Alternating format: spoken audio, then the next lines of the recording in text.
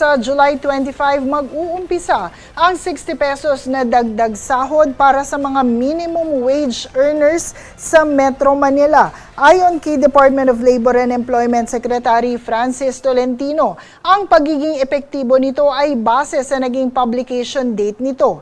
Aniya sa Wage Order number 27, walang eksaktong date na nakalagay kung kaya't ang naging basehan ay ang 15 days upon publication. Samantala, ang pagtaas ay para lamang sa mga minimum wage earners at hindi rin kasama ang mga micro at barangay micro business enterprises, gayon din ang mga above minimum wage earners. Ayon sa DOLE, ang pagtaas naman ng sweldo ng iba pang mga empleyado dahil lalo't kung lumiit na ang pagitan ng mga minimum wage earners sa ilang nakakataas sa kanila na sweldo ay nasa desisyon na ng kanilang kumpanya.